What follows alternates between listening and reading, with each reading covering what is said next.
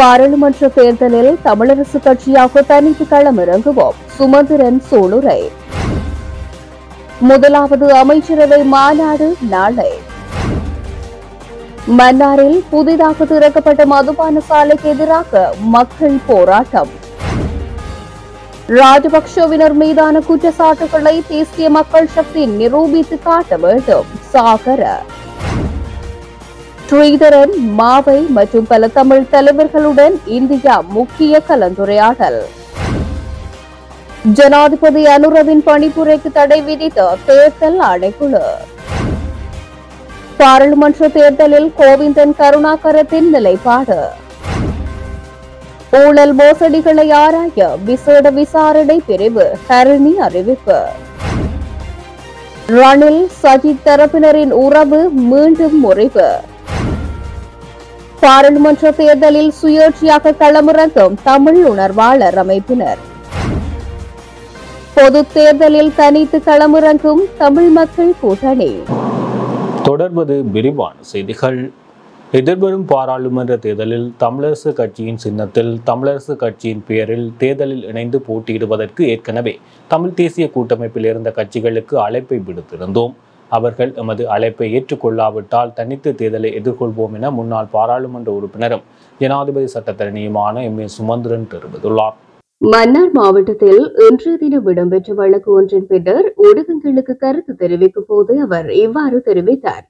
நாங்கள் அண்மையில் எமது தமிழரசு கட்சியின் கூட்டத்தில் மேற்கொண்ட தீர்மானம், இலங்கை தமிழரசு கட்சி ஏற்கனவே தமிழ் தேசிய கூட்டமைப்பில் இருந்த கட்சிகள் அனைவரையும் கட்சிக்கு வருமாறு அழைப்பதாகவும், இலங்கை தமிழரசு கட்சியின் பெயரிலும் தமிழரசு கட்சியின் சின்னத்திலும் தேர்தலில் போட்டியிடுவதற்கும் அழைப்பு விடுப்பதாக தீர்மானித்திருந்தோம். அதே கூட்டத்தில் அப்படி அவர்கள் வராவிட்டால் இலங்கை தமிழரசு கட்சியாகிய நாங்கள் தனித்து போட்டியிடுவதாகவும் ஏற்கனவே தீர்மானம் எடுத்திருந்தோம். ஆகவே நியமன பத்திரம் தாக்கல் செய்வதற்கு இன்னும் சிறிது காலமே இருப்பதனால் அவர்களும் தங்கள் முடிவுகளை துரிதமாக தெரியப்படுத்துமாறும், அதேவேளை நாங்கள் நியமித்த நியமன குழு கூடி அவர்கள் இணங்கி வரவில்லை என்றால் அவற்றை கருத்தில் எடுத்து தமிழரசு கட்சியின் வேட்பாளர்களை நாங்கள் தீர்மானிப்போம் என தெரிவித்தார். மேலும் எதிர்வரும் தேர்தலில் இளைஞர்கள், யுவதிகள், ஆற்றல் உள்ளவர்களுக்கு வாய்ப்பு வழங்கப்பட வேண்டும் என்பதுடன் ஏற்கனவே பாராளுமன்ற உறுப்பினர்களாக இருந்து மீண்டும் பாராளுமன்ற தேர்தலில் போட்டியிட்டு தோல்வியுற்றவர்களுக்கு வாய்ப்பு வழங்குவதில்லை என்ற தீர்மானத்தினையும் மேற்கொண்டிருக்கின்றோம் என்று தெரிவித்துள்ளார். இந்திய மீனவர்களின் சட்டவிரோத எல்லை தாண்டுதலையும் இலங்கையில் இடம்பெறும் சட்டவிரோத தொழிலையும் தடுப்பதுடன் இறால் வளர்ப்பினை ஊக்குவிக்க வேண்டும் என புதிய ஜனாதிபதி அனுரகுமார திசாநாயக்கவிடம் முல்லைத்தீவு மாவட்ட கடற்தொழிலாளர்கள் சம்மேளன உபதலைவர் வி. அருண்நாதன் கோரிக்கை விடுத்துள்ளார். முன்னால் இருந்த கௌரவ கடற்தொழில் அமைச்சரால் நாங்கள் வச்ச கோரிக்கைகளுக்கு அமைவாக படகுகள் சிலது அரசு பண்ணப்பட்டிருக்கு, கைது செய்து இருக்கிறார்கள். ஆனால் இப்பொழுது எங்களுக்கு கலைப்பதற்கு கௌரவ ஜனாதிபதி தான் கடற்தொழில் அமைச்சராக இருக்கிறபடியால் நாங்கள் மீனவ மக்கள் சார்பில் அவருக்கு சில கோரிக்கைகளை வைக்கிறோம். காரணம் என்னென்று கேட்டால், இந்திய நிலுவைப் படகு மட்டுமில்லை, இலங்கையில் சட்டவிரோதமான தொழில்கள், அங்கீகரிக்கப்படாத தொழில்கள் அதிகமாக எமது கடலில் செய்து வருகிறார்கள். இந்த இரவில் லைட்டை வைத்து சுருக்குவலை, டைனமைட், கரவலை பாட்டுக்குள்ளே டைனமைட்டை கொண்டு வந்து பகல் பகலாக அடிக்கிறார்கள். ஆகவே இதை கவனத்தில் எடுக்கிறார்கள் இல்லை. இதுக்குரிய கைது செய்யக்கூடிய அதிகாரிகள் ஒரு தரம் கவனம் எடுக்கிறார்கள். ஆகவே இந்த ஜனாதிபதி இந்த நாட்டை லஞ்சம், ஊழல் என்ற விடயங்கள்ல கைது செய்து ஆராய்ச்சி செய்து கொண்டிருக்கிறார். ஆகவே இந்த மீனவ மக்களுக்கும் உண்மையாகவே அவர் இந்த லஞ்ச ஒழிப்பு மாதிரி இங்கேயும் சில நடவடிக்கைகள் நடக்குது. இதை கவனத்தில் எடுத்து எமது கடலை காப்பாற்ற வேண்டிய ஒரு பக்கம் இருக்கிறது. எங்களோட சந்தையில் வாழ வேண்டிய ஒரு நிலைமைக்கு இது தள்ளப்படுது. ஆகவே கௌரவ ஜனாதிபதியும் கௌரவ கடற்தொழில் அமைச்சராகிய அனுர அவர்களுக்கு நாங்கள் முல்லைத்தீவு மீனவ மக்களை நாங்கள் இன்னும் ஒரு விடயத்தை கேட்கிறோம். அடுத்த வருஷம் உண்மையாகவே எங்களோட கடலில் சட்டவிரோதம் இல்லாத தொழில்களை நிறுத்தி எங்களை மாதிரி சட்டத்துக்கு உட்பட்ட தொழில்களை செய்வதற்கு ஒரு முன்னெடுக்க வேண்டிய ஒரு காரணம் இருக்கிறது. எங்களுக்கு ஒரு நம்பிக்கை இருக்கிறது மீனவ மக்களுக்கு. காரணம் என்னென்று கேட்டால், இன்றைக்கு எவ்வளவு விடயங்களை செய்து கொண்டிருக்கிறார். ஆகவே இதே மாதிரி எமது கடலையும் காப்பாற்றுவார். ஏனென்று கேட்டால் அவர் சொல்லியிருக்கிறார், நவீன தொழில்களை மீனவர்களுக்கு பெற்றுக் கொடுக்கணும் என்று. அதுக்கு நாங்கள் ஏற்றுக்கொள்கிறோம். உண்மையாக எங்கட மாவட்டத்தில் நவீனமான தொழில் செய்கிறா இருந்தால், டேங்க் போட் செய்கிறா இருந்தால் எங்களிடத்தில் காவிரி இல்லை. காவல் இல்லாமல் நாங்கள் ஏனைய காவலில் கொண்டே தொழிற்சை எங்களுக்கு ஒரு இடகூறாக இருக்கும், அங்க பாதுகாக்கிற ஒரு பிரச்சனையாக இருக்கும். ஆகவே உண்மையா எங்களுக்கு ஒரு நம்பிக்கை இருக்கு. இதை விட நான் இன்னொரு விடயத்தை சொல்லணும். இதுக்கு மேல் இருந்த கௌரவ கடத்தொழில் அமைச்சர் 100க்கு ஒரு 30% நாங்கள் கொடுத்த அழுத்தம் மத்தியில இந்த சட்டவிரோத தொழில்கள் நிறுத்தப்பட்டிருக்கிறது. உண்மையாக இதை விட நீதியவ திணைக்களத்தை சரியான முறையில் செயல்படுத்தி கொண்டு போயிருக்கிறார். இன்றைக்கு கடற்படை அரசு பண்ணாத இடங்கள் முல்லைத்தீவில் இருக்கும் நீதியல் வள திணைக்கள அதிகாரி ஏடி தன்னிச்சையாக தன்னை உத்தியோகத்தரை வைத்து இந்த மீனவ சங்கங்கள் தலைவர்மாரை கூப்பிட்டு கலைத்து அவருடைய ஒத்துழைப்போடு படகுகள் அரசு பண்ணி கொண்டிருக்கிறார்கள். உண்மையாகவே இந்த மக்களுக்கு அவர் ஒரு நீண்ட ஒரு அந்த நேரத்தில் கை கொடுத்த அதிகாரி, அந்த அதிகாரிக்கு நாங்கள் நன்றி சொல்ல வேண்டி கிடக்கு. இந்த இன்று பார்த்தால் கடலில் சுருக்கு வேலை எனக்கு அதிகமான கோல் வந்து கொண்டிருக்கிறது, சட்டவிரோதமான தொழில்கள். ஆகவே இந்த தொழில்களை கௌரவ ஜனாதிபதி கவனம் எடுத்து இன்றைய கடத்தொழில் அமைச்சர் அவர் இருக்கிறபடியால் அவர்கிட்ட நாங்கள் மீனவ மக்கள் சார்பில் நாங்கள் முன்கூட்டியே கோரிக்கையை வைக்கிறோம். இலங்கையின் 9வது நிறைவேற்று அதிகாரம் கொண்ட ஜனாதிபதியாக அனுரகுமார திசாநாயக்க நியமிக்கப்பட்ட நிலையில் முதலாவது அமைச்சரவை மாநாடு நாளை காலை 10 மணியளவில் இடம்பெறவுள்ளது. புதிய 3 உறுப்பினர்களை கொண்ட இடைக்கால அமைச்சரவையின் பேச்சாளராக அமைச்சர் விஜித ஹேரத் நியமிக்கப்பட்டுள்ள நிலையில் அமைச்சரவையின் ஆரம்ப முடிவுகளை அவர் அறிவிப்பார் என எதிர்பார்க்கப்படுகின்றது. மன்னார் தலைமன்னார் பிரதான வீதி எழுத்தூர் சந்திக்கு அருகாமையில் புதிதாக திறக்கப்பட்டுள்ள மதுபான சாலையை உடனடியாக இடம் மாற்றக் கோரி இன்றைய தினம் காலை 9 மணி முதல் ஆண்கள், பெண்கள், வயோதிபர்கள் என பல நூற்றுக்கணக்கான மக்கள் ஒன்று கூடி போராட்டத்தில் ஈடுபட்டனர். குறித்த போராட்டம் புதிதாக திறக்கப்பட்டு குறித்த மதுபான சாலைக்கு முன்பாக இடம்பெற்றது. குறித்த மதுபான சாலை அமைந்துள்ள பகுதியில் மக்களின் மேல்குடியேற்றம், இளைஞர் பயிற்சி நிலையம், தையல் தொழிற்சாலை உட்பட பள்ளிவாசல் ஆகியவை காணப்படுகின்ற நிலையில் மக்களின் எதிர்ப்பையும் மீறி குறித்த மது விற்பனை நிலையம் அமைக்கப்பட்டு திறக்கப்பட்டுள்ளதாக மக்கள் குற்றம் சுமத்தியுள்ளனர். கடந்த மாதம் குறித்த பகுதியை சேர்ந்த மக்கள் மன்னார் மாவட்ட செயலகத்துக்கு முன் ஆர்ப்பாட்டம் ஒன்றை முன்னெடுத்ததோடு குறித்த மதுபான சாலையை திறக்க அனுமதிக்க வேண்டாம் என கோரி மன்னார் மாவட்ட செயலாளரிடம் மகஜர் கையளித்ததாகவும் தாங்கள் தொடர்ந்து பல்வேறு எதிர்ப்பை வெளிப்படுத்தி வந்த நிலையிலும் குறித்த மது விற்பனை நிலையம் கடந்த வாரம் திறக்கப்பட்டதாக மக்கள் விசனம் தெரிவித்துள்ளனர். பிரேதப்பட்டியுடன் குறித்த பகுதிக்கு வந்த நூற்றுக்கணக்கான மக்கள் பல்வேறு வாசகங்கள் எழுதிய பதாதைகளை ஏந்தியவாறு போராட்டத்தில் ஈடுபட்டனர். இன்றைய தினம் குறித்த மது விற்பனை நிலையம் திறக்கப்படவில்லை. இந்நிலையில் சம்பவ இடத்துக்கு வந்த மன்னார் பிரதேச செயலாளர் எம் பிரதீப் மக்களுடன் கலந்துரையாடினார். எனினும் மன்னார் மாவட்ட செயலாளர் குறித்த பகுதிக்கு வர வேண்டும் என்ற கோரிக்கையை போராட்டத்தில் ஈடுபட்டவர்கள் முன்வைத்தனர்.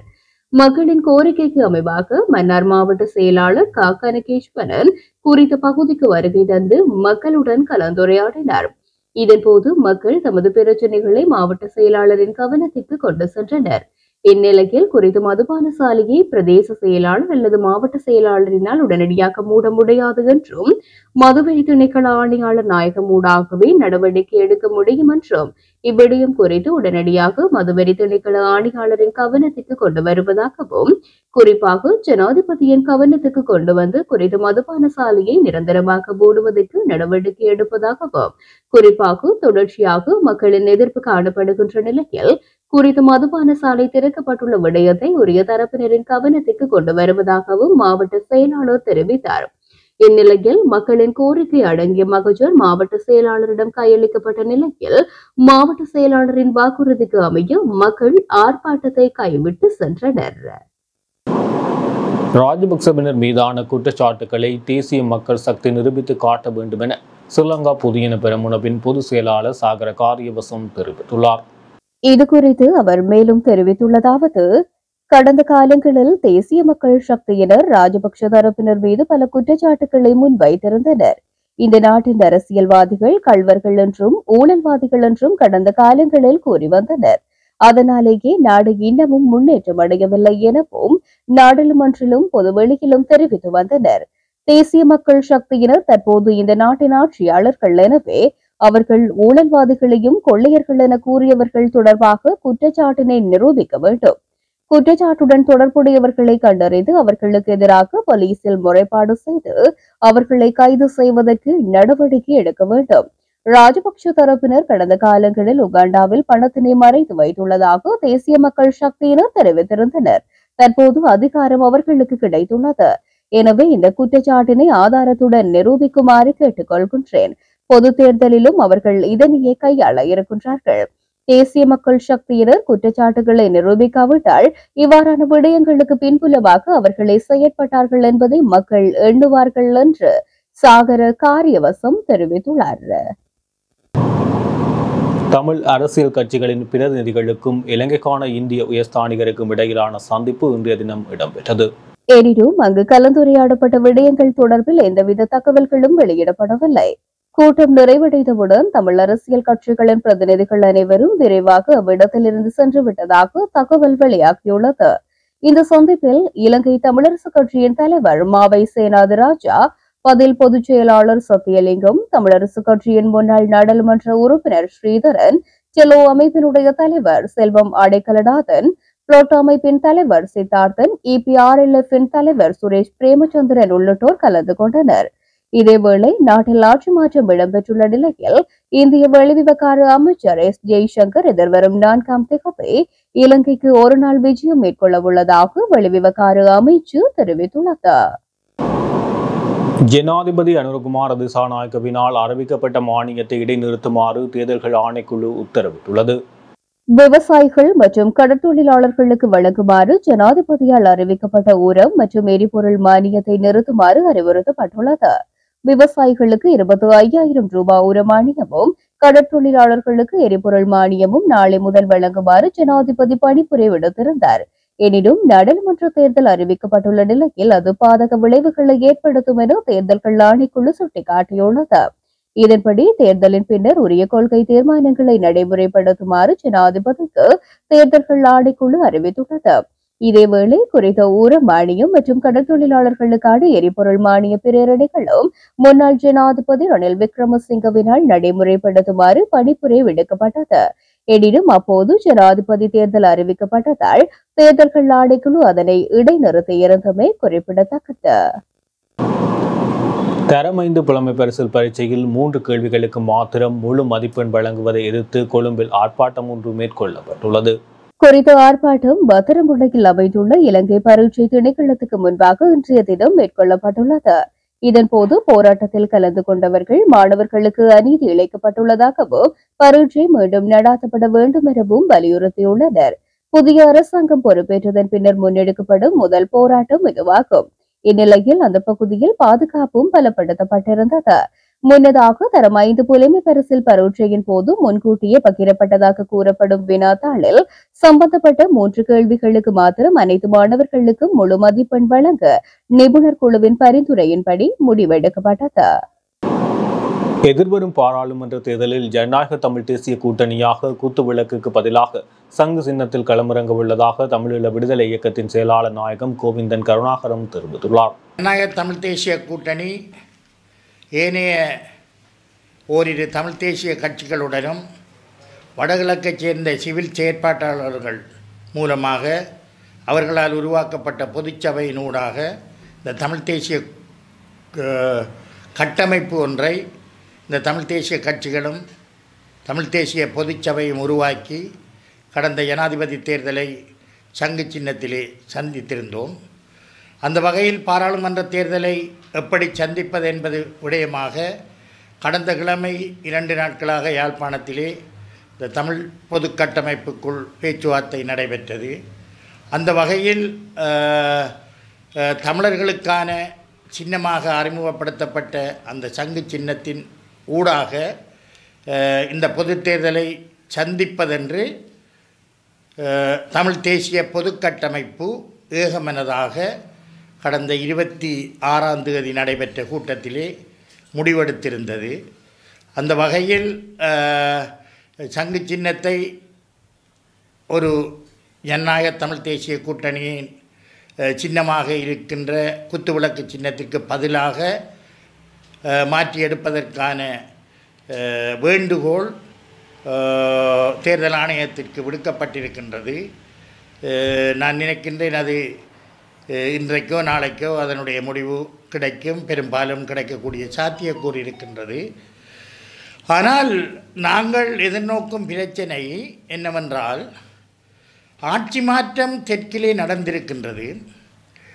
தெற்கிலே ஊழலற்ற ஒரு அரசாங்கத்தை கொண்டு வர வேண்டும் என்கின்ற ரீதியிலே பெருவாரியாக தெற்கு மக்கள் வாக்களித்து ஒரு ஜனாதிபதியை கொண்டு வந்திருக்கின்றார்கள். வடகிழக்கிலிருந்தும் கணிசமான வாக்குகள் அவருக்கு கிடைத்திருக்கின்றது. வடக்கு கிழக்கிலும் அவர் வந்த பாதையிலே இளைஞர்களை பாராளுமன்ற தேர்தலிற்கு கொண்டு வர வேண்டும், புதுமுகங்களை அறிமுகப்படுத்த வேண்டும் என்ற கோஷம், ஒரு வேண்டுகோள்கள் இங்கும் வலுப்பெற்றிருக்கின்றது. அதேபோன்று தேசிய மக்கள் கட்சி என்பிபியை நோக்கி எங்களது மக்களும் நகர்வதை நாங்கள் பார்க்கக்கூடியதாக இருக்கின்றது. தமிழ் மக்கள் ஒன்றை மட்டும் உணர்ந்து கொள்ள வேண்டும். தெற்கில் இருக்கும் பிரச்சனை வேறு, வடகிழக்கில் இருக்கும் பிரச்சனை வேறு. தெற்கில் உள்ள சிங்கள மக்களுக்கு தேவையானவை வேறு, எங்களுடைய மக்களுக்கு தேவையானவை வேறு. எங்களுடைய மக்கள் 7 தசாப்தங்களுக்கு மேலாக அரசியல் ஆயுத ரீதியாக எங்களது உரிமைகளை பெறுவதற்காக போராடி கொண்டிருக்கின்றார்கள். அந்த வகையில் இன்னுமே எங்களது மக்களது அரசியல் அபிலாஷைகளை பூர்த்தி செய்யக்கூடிய ஒரு தீர்வு வரவில்லை. தேசிய மக்கள் சக்தியால் கூட அந்த தீர்வு கிடைக்குமா என்பது சந்தேகமாக இருக்கின்றது. ஏனென்றால் புதிய ஜனாதிபதி நாட்டு மக்களுக்கு ஆற்றிய உரையில் இந்த தேசிய பிரச்சினை சம்பந்தமாகவோ வடகிழக்கு சம்பந்தமாகவோ அல்லது தமிழ் மக்கள் சம்பந்தமாகவோ எதுவிதமான காத்திரமான கருத்துக்களையும் அவர் கூறவில்லை. கோட்டபாய ராஜபக்ஷ ஜனாதிபதியாக வந்தவுடன் அனுராதபுரத்திலே விகாரையிலே சத்தியப்பிரமாணம் எடுக்கும்போது தான் ஒரு சிங்கள பௌத்த ஜனாதிபதி, சிங்கள மக்களினால் தெரிவு செய்யப்பட்ட ஜனாதிபதி என்பதை அவர் கூறியிருந்தார்.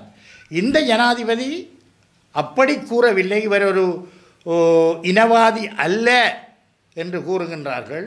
ஆனால் அவருடைய சுயரூபத்தை பற்றி இன்னும் மக்கள் நினைக்கவில்லை. ஒரு இனவாதி இனவாதம் கதைக்க வேண்டிய தேவை இல்லை.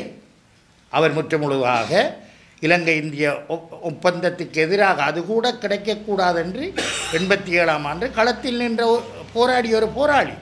அவருடைய மனநிலை எப்படி இருக்கும் என்பதை தமிழ் மக்கள், தமிழ் இளைஞர்கள் புரிந்து கொள்ள வேண்டும். எங்களை பொறுத்த மட்டிலே நாங்கள் ஜனநாயக தமிழ் தேசிய கூட்டணி புதுமுகங்களை நாங்கள் வரவேற்கின்றோம், இளைஞர்களை வரவேற்கின்றோம். நாங்கள் பாராளுமன்றத்திற்கு செல்ல வேண்டும் என்று ஆசைப்பட்டு ஆயுதம் தூக்கி விடுதலைக்கான போராடியவர்கள் அல்ல. நாங்கள் சந்தியிலே சாரம் இல்லாமல் செத்து கிடப்பதற்காகத்தான் நாங்கள் ஆயுதம் தூக்கினோம். தற்செயலாக துரதிர்ஷ்டவசமாக இந்த மக்களுக்காக அரசியலில் நிற்க வேண்டிய தேவை சூழ்நிலை எங்களுக்கு இருக்கின்றது. புதுமுகங்கள் வர வேண்டுமா, இளைஞர்கள் வர வேண்டுமா, எமது மக்களது உரிமைகளை பெறுவதற்கு அரசியல் ரீதியாக போராடுவதற்கு நீங்கள் தயாரா? படித்த இளைஞர்கள் இந்த மாவட்டத்திலே வடகிழக்கிலே இருக்கின்றீர்களா? பற்றுள்ள தமிழ் தேசிய பற்றுள்ள இளைஞர்கள் இருக்கின்றீர்களா? பொதுமக்களிற்கு சேவை நலப்பான்மையுடன் சேவையாற்றக்கூடிய இளைஞர்கள் யுவதிகள் இருக்கின்றீர்களா? படித்த பண்பான இளைஞர்கள் இருக்கின்றீர்களா? இந்த தேர்தலிலே போட்டியிட்டு வெல்லக்கூடிய தகுதியுடைய இளைஞர்கள் இருக்கின்றீர்களா? நீங்கள் முன்வாருங்கள். வெறுமனே சமூக வலைத்தளங்களிலும் ஏனைய ஊடகங்களிலும் இளைஞர்களுக்கு இடம் கொடுங்கள், நீங்கள் ஒதுங்கிக் கொள்ளுங்கள் என்று எழுத்து மூலமாக எழுதுவதில் எந்த பிரயோசனமும் இல்லை. முன்பாருங்கள், எங்களிடம் பாருங்கள். நாங்கள் உங்களுக்கு பின்னால் இருந்து ஆலோசகர்களாக இருந்து உங்களை வழிநடத்துவதற்கு நாங்கள் தயாராக இருக்கின்றோம். நாங்கள் பாராளுமன்ற கதிரைகளுக்கு ஆசைப்பட்டு போராட்டத்திற்கு ஆயுதமேந்தி போனவர்கள் அல்ல. இந்த மக்களது உரிமைகள் பெறப்பட வேண்டும். தமிழ் மக்கள் நிம்மதியாக இணைந்த வடகிழக்கிலே சுயாட்சியுடன் சுயநிர்ணய உரிமைகளை பெற்று வாழ வேண்டும் என்பதற்காக எங்களை நாங்கள் அர்ப்பணித்தவர்கள். நாங்கள் எப்போதும் விட்டு கொடுப்புக்கு தயாராக இருக்கின்றோம். இளைஞர்களே, யுவதிகளே, திறமையானவர்கள், பற்றுள்ளவர்கள் நீங்கள் இருந்தால் முன்வாருங்கள். உங்களுக்கு நாங்கள் இடம் தருவதற்கு காத்திருக்கின்றோம். அதை விடுத்து தேசிய கட்சிகளின் பின்னால் அந்த அலைக்கு பின்னால் அவர்களுடன் இழுபட்டு செல்வீர்களானால் எங்களுடைய மக்களின் எதிர்காலம் கேள்விக்குறியாகும் மாத்திரமல்ல சூனியமாகும் என்பதை நீங்கள் உணர்ந்து கொள்ள வேண்டும். கடந்த காலங்களிலே இந்த மக்களின் உரிமைகளை பெறுவதற்காக லட்சக்கணக்கான உயிர்களை நாங்கள் பறிகொடுத்திருக்கின்றோம். ஆயிரக்கணக்கான போராளிகள் இறந்திருக்கின்றார்கள். கோடிக்கணக்கான பில்லியன் கணக்கான சொத்துக்கள் அளிக்கப்பட்டிருக்கின்றது. எங்களுடைய கல்வி, கலை, கலாச்சாரம் அளிக்கப்பட்டிருக்கின்றது. இன்று வடகிழக்கு தமிழ் மக்கள் ஒரு நடுச்சந்தியிலே திக்கு தெரியாமல் ஒரு நடுக்காட்டினிலே விடப்பட்டவர்கள் போன்று இருக்கின்றார்கள். இவர்களை கரையேற்ற வேண்டிய பொறுப்பும் கடமையும் மிஞ்சி இருக்கும் எங்களை போன்றவர்களுக்கு இருக்கின்றது. எங்களை போன்றவர்கள் உங்களுக்கு உறுதுணையாக நிற்போம், உங்களுக்கு பின்புலமாக நிற்போம். நீங்கள் தயவு செய்து தமிழ் மக்களை ஒரு படுகொலிக்குள் தள்ளிவிடக்கூடாது. இந்த தேசிய கட்சிகளுடன் இணைந்து எங்களது உரிமைகளை பெறுவதற்காக போராடுபவர்களை நீங்கள் கீழ்த்தரமாக நினைக்கக்கூடாது. எனவே எங்களுடன் கைகோருங்கள். நாங்கள் உங்களுக்காக உங்களை வழி நடத்துவதற்கு எப்போதும் தயாராக இருக்கின்றோம். ஜனாதிபதி அனுரகுமார திசாநாயக்க தலைமையில் ஊழல் மோசடிகள் தொடர்பில் விசாரணை நடத்துவதற்காக விசேட விசாரணை பிரிவை நிறுவுவதற்கு தேசிய மக்கள் சக்தியின் இடைக்கால அரசாங்கம் திட்டமிட்டுள்ளதாக பிரதமர் கருணி அமரசூரிய தெரிவித்துள்ளார். கொழும்பில் உள்ள ஆங்கில செய்திச் சேவைக்கு வழங்கிய பிரத்யேக செவ்வியொன்றிலேயே மேற்கண்டவாறு குறிப்பிட்டுள்ளார். தற்போதுள்ள ஊழல் எதிர்ப்பு நடவடிக்கைகள் திறம்பட செயல்படுத்தப்படுவதை தேசிய மக்கள் சக்தியின் அரசாங்கம் உறுதி செய்யும். சர்வதேச நாணய நிதியத்தின் உடன்படிக்கை மற்றும் கடன் மறுசீரமைப்பு ஆகியவற்றுடன் முன்னேற்றம் அதே வேளையில் பொருளாதார ஸ்திரத்தன்மையை பேணுவதிலும் கவனம் செலுத்த உள்ளது. மேலும் இடையூறு இல்லாத சுமூகமான மாற்றத்தை தேசிய மக்கள் சக்தி விரும்புவதாகவும் அவர் குறிப்பிட்டுள்ளார். எதிர்வரும் பொது தேர்தலுக்காக பரந்துபட்ட கூட்டணியை உருவாக்க ஐக்கிய தேசிய கட்சியுடன் மேற்கொண்ட பேச்சுவார்த்தை வெற்றியளிக்கவில்லை என ஐக்கிய மக்கள் சக்தியின் செயலாளர் நாயகம் ரஞ்சித் மத்தும பண்டார தெரிவித்துள்ளார். ரணில் விக்ரமசிங்க வெளியேறி பொது தேர்தல் தொடர்பாக கட்சியின் ஏனைய குழுக்களுடன் கலந்துரையாடலாம் என தெரிவித்த போதிலும் ஐக்கிய தேசிய கட்சியிடமிருந்து நல்ல பதில் கிடைக்கவில்லை எனவும் பொதுச் செயலாளர் மேலும் குறிப்பிட்டுள்ளார். அத்துடன் ஐக்கிய தேசிய கட்சியின் ஊழல் குற்றச்சாட்டுக்கு ஆளானவர்கள் இருப்பதனால் அவர்களுடன் கூட்டணி வைப்பது பிரச்சனையாக உள்ளது என்றும் கூறியிருக்கின்றார். இதன் காரணமாக நிபந்தனைகள் நிறைவேற்றப்படும் வரை ஐக்கிய தேசிய கட்சியுடனான பேச்சுவார்த்தையை தற்காலிகமாக நிறுத்த தீர்மானிக்கப்பட்டுள்ளதாகவும் குறிப்பிட்டார். ஐக்கிய மக்கள் கூட்டணியின் கொள்கைகளை ஏற்றுக்கொள்ளக்கூடிய அனைவருக்கும் எதிர்வரும் தேர்தலுக்கான கதவுகள் திறக்கப்பட்டுள்ளதாகவும் தெரிவித்தார். மேலும் எதிர்க்கட்சித் தலைவர் சஜித் பிரேமதாசவின் தலைமையிலான ஐக்கிய மக்கள் கூட்டணி அடுத்த பொது தேர்தலில் வெற்றி பெறுவதற்கு தேவையான வேலை திட்டங்களை தயாரிக்கும் என்றும் தெரிவித்திருக்கின்றார். எதிர்வரும் பொது தேர்தலில் நாச வேலை மூலம் அரசியல் அதிகாரத்தை பெறும் வேலை திட்டம் தன்னிடம் இல்லை என ஐக்கிய மக்கள் சக்தியின் தலைவர் சஜித் பிரேமதாசா தெரிவித்துள்ளார். இது தொடர்பில் அவர் மேலும் தெரிவிக்கையில், நாடு அனைத்து தரப்பிலிருந்தும் பல சவால்களை எதிர்கொண்டுள்ளதாகவும் இதன் காரணமாக பெரும்பான்மையான மக்கள் ஆதரவற்ற நிலையில் இருக்கின்றனர். தற்போதைய அரசியல் செயற்பாட்டில் ஐக்கிய மக்கள் சக்தியின் குறிக்கோள் நாட்டிற்காக வெற்றி பெறுவதும் நாட்டின் வெற்றிக்காக உழைப்பதுமாகும். பல பிரச்சினைகளை எதிர்கொண்டுள்ள மக்கள் எதிர்நோக்கும் பிரச்சினைகளுக்கு தீர்வுகளை வழங்குவதில் தலைமைத்துவம் வழங்கப்படும் எனவும் இந்த வேலை திட்டத்திலும் தத்துவத்திலும் நாடு வெற்றி பெற வேண்டும் என்றும் தெரிவித்தார். அரசனையும் மக்களையும் வெல்வது என்பது ஒருவரால் செய்ய முடியாத ஒன்று எனவும் அனைவரும் முனைப்புடன் பங்களிக்க வேண்டும் என்றும் குறிப்பிட்டார்.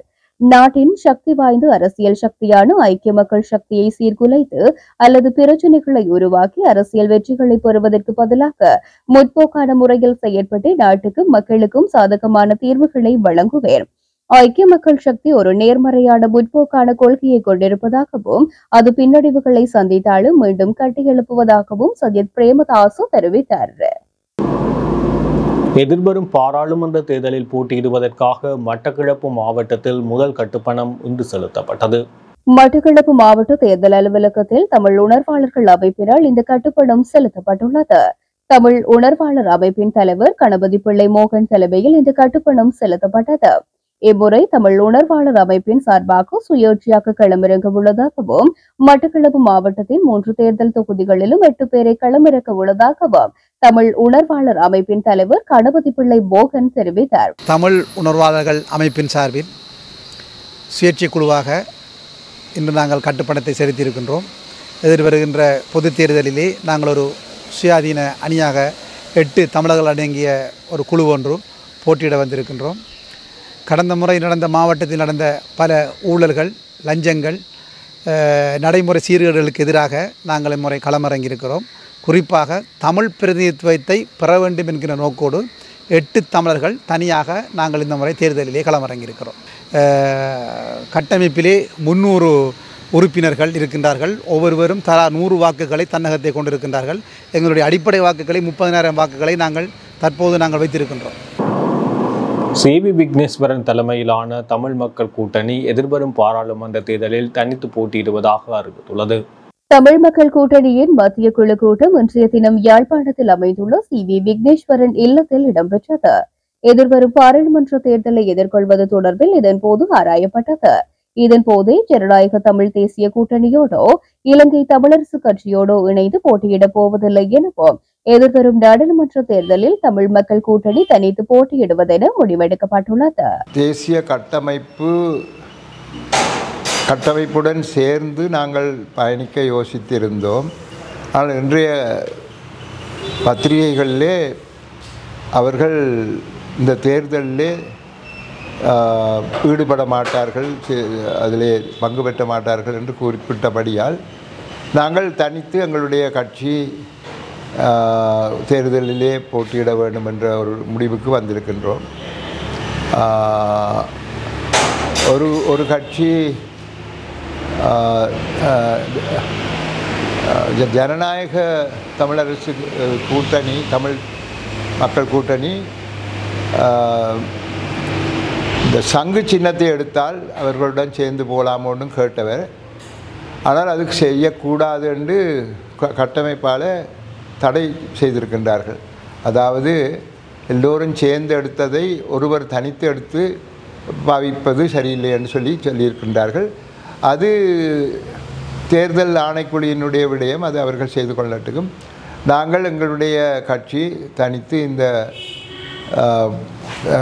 ஜனாதிபதி இந்த பாராளுமன்ற தேர்தலில் நாங்கள் போட்டியிட இருக்கின்றோம். அதுக்குரிய அந்தந்த நபர்களுடைய வேட்பாளர்களுடைய பெயர்களை தர வேண்டும் என்றும் அவர்களுடைய பின்னணி சம்பந்தமான விடயங்களை எங்களுக்கு தர வேண்டும் என்று சொல்லி கேட்டிருக்கோம்.